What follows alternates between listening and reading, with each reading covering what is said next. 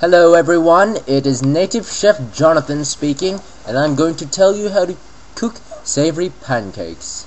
So first of all, we're going to need 2 eggs, half a capsicum, 500 grams of bacon, half an onion, half cup of self-raising flour, a teaspoon of olive oil, a pinch of salt and pepper, and optional chili flakes for extra flavor.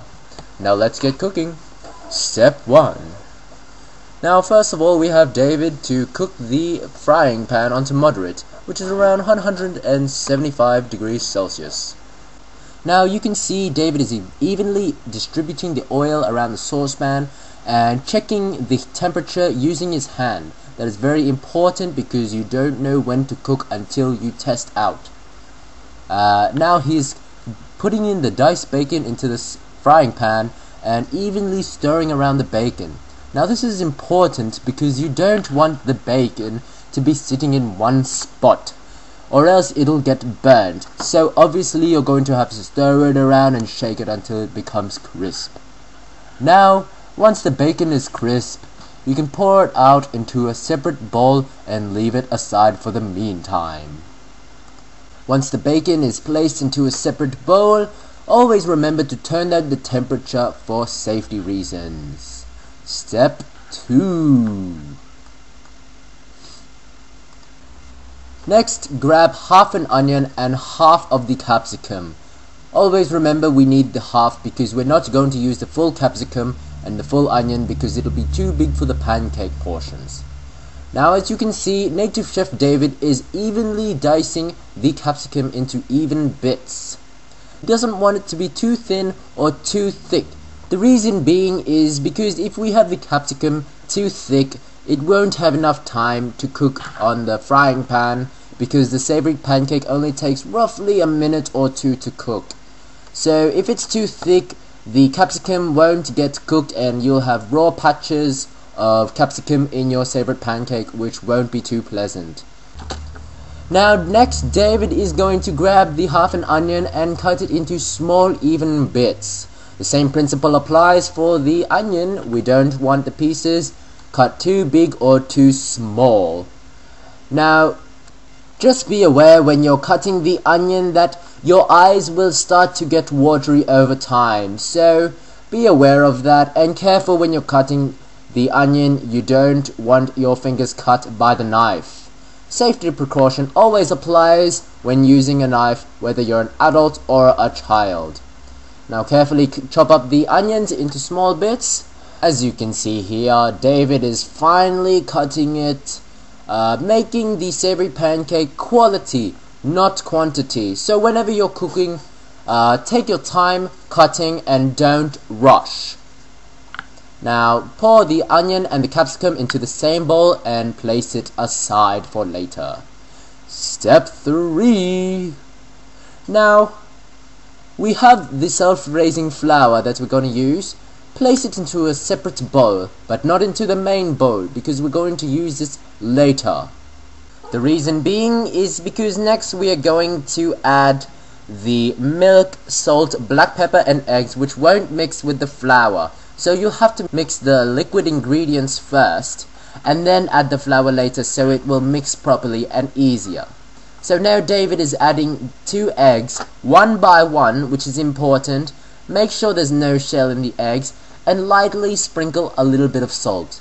You don't want to sprinkle too much salt because you don't want the salt to be the dominant taste. David is now adding a little bit of milk and now he's going to add a little bit of black pepper. Again with the black pepper, do not add too much as you don't want the black pepper to be the dominant taste of the savory pancake. To add a little bit of chili powder.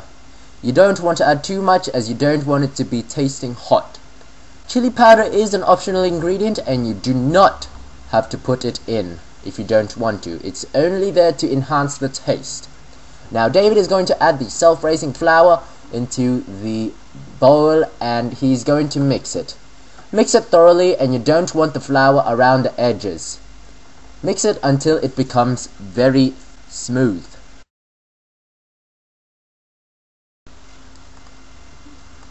Step 4.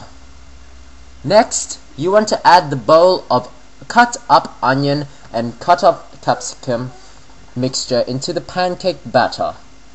And after you do that, stir it hard.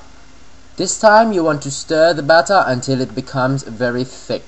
Unlike last time when it became very smooth, the additional onion and capsicum will make the batter very thick.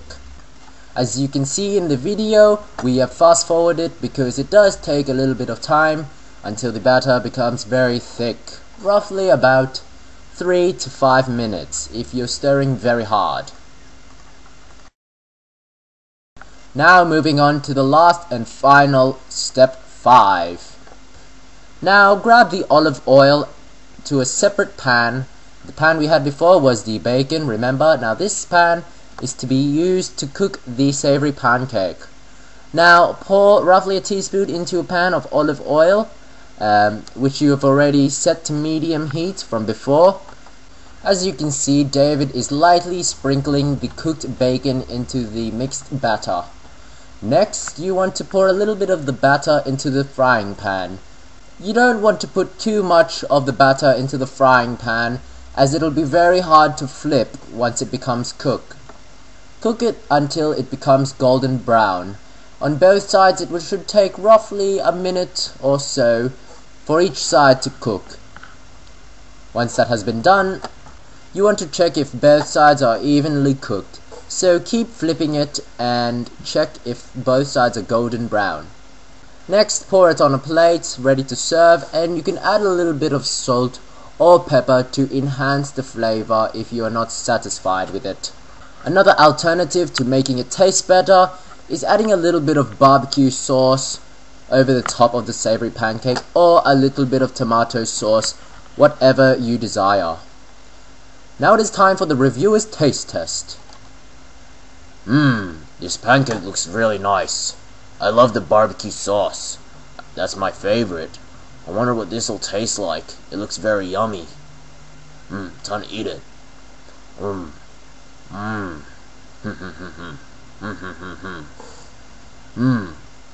It's tough, but it's 100% nice.